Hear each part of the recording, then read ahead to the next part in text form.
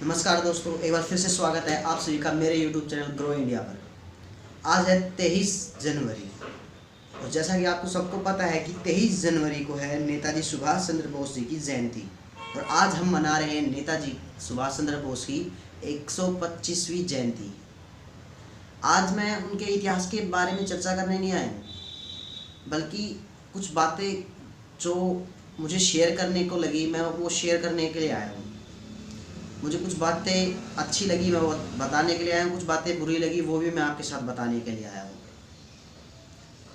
अगर बात करें नेताजी के इतिहास की तो उनका जन्म 23 जनवरी 1897 में हुआ था, ये तो आपको पता ही होगा। और उन्होंने INA इंडियन नेशनल आर्मी की शुरुआत की थी। 1942 में उन्होंने ब्रिटिश इंडियन गवर्नमेंट के रहते हुए INA जिसमें 55,000 सोल्जर थे और जापान गवर्नमेंट की मदद से उन्होंने सेना खड़ी कर दी थी, लेकिन कुछ कारणों की वजह से वो इस सेना की मदद से भारत को आज़ादी नहीं दिला पाए।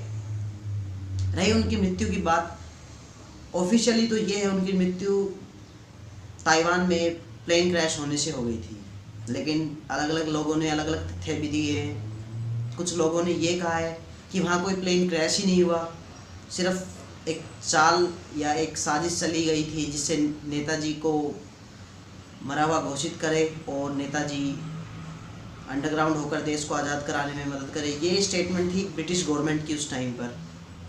और कुछ लोगों का तो ये भी कहना है कि नेताजी आज़ादी के बाद भी यूपी के एक मंदिर में पंडित जी के रूप में देखे गए हैं। लेकिन इन सब के स्टेटमेंट को देखते हुए सिर्फ एक ऑफिशियल स्टेटमेंट है कि नेताजी की मृत्यु 1945 में हुई थी प्लेन क्रैश की वजह से। आज 125वीं नेताजी की 125वीं जयंती है और मैं बताना चाहता हूँ कि आज ही हमारे देश के प्रधानमंत्री माननीय नरेंद्र मोदी जी आज ही नेताजी की 125वीं जयंती सेलिब्रेट करने के लिए कोलकाता गए हैं और उन्होंने पराक्रम दिवस का नाम दिया है। नेताजी सुभाष चंद्र बोस जी की जयंती, उन्होंने इस दिन को 23 जनवरी को पराक्रम दिवस का नाम दिया है। एक सोचने की बात है कि आज से पहले नेताजी सुभाष चंद्र बोस की जयंती क्यों नहीं मनाई गई। आखिर ऐसे क्या कारण थे कि आज ही मनानी पड़ी, आज के दिन ही पहली बार क्यों मनाई गई। क्या आप बता सकते हैं इसका जवाब? चलिए मैं बताता हूँ आपको। क्योंकि कोलकाता में इलेक्शन होने वाले हैं और हमारे प्रधानमंत्री नरेंद्र मोदी जी इलेक्शन का प्रचार करने के लिए गए हैं, ना कि नेताजी की जयंती मनाने के लिए। क्योंकि इलेक्शन आ रहे हैं और वहाँ पर नेताजी की जयंती मनाएंगे और ये इसका प्रभाव कहीं ना कहीं वेस्ट बंगाल के लोगों, कोलकाता के लोगों पर पड़ेगा कि वो प्रधानमंत्री हमारे नेताजी की जयंती मनाने के लिए आ रहा है, तो इसका असर कहीं ना कहीं पड़ेगा। अब कुछ लोग कह रहे हो कि अच्छा काम शुरू कर रहे हैं तो मेरे जैसे शुरू नहीं होने दे रहे, कंट्रोवर्सी कर रहे हैं। देखिए मोदी जी को 7 साल हो गए आए हुए, 7 साल से कहाँ थे वो? क्यों आज ही पहली बार नेताजी की जयंती मनाई गई? क्योंकि इलेक्शन है, इलेक्शन आ रहे हैं, सिर्फ इसीलिए। मैं मानता हूँ ये गड़बड़ कांग्रेस सरकार से ही होती आ रही है, क्यों नेताजी को याद नहीं किया जा रहा, बिल्कुल भूल चुके हैं। और मैं इस चीज़ के लिए बहुत खुश हूँ कि हमारे प्रधानमंत्री नरेंद्र मोदी जी ने एक अच्छा स्टेप उठाया है, चाहे वो इलेक्शन के लिए उठाया हो, लेकिन एक अच्छा स्टेप उठाया है जिससे आने वाली पीढ़ी में ये बना तो रहेगा कि कोई था सुभाष चंद्र बोस जिसने सहयोग किया था। नहीं तो आज के टाइम में सिर्फ महात्मा गांधी और जवाहरलाल नेहरू को ही पूछा जाता है और किसी को नहीं पूछा जाता। नेताजी सुभाष चंद्र बोस को भी हम भूलते जा रहे हैं, भगत सिंह, सुखदेव, राजगुरु, इन सब को भूलते जा रहे हैं कि उनके ऊपर कोई बात ही नहीं करता। 23 मार्च को कोई क्यों कुछ नहीं करता, 28 सितंबर को कोई कुछ क्यों नहीं करता। ये दोनों डेटें हैं भगत सिंह की डेथ की और जन्म की डेट।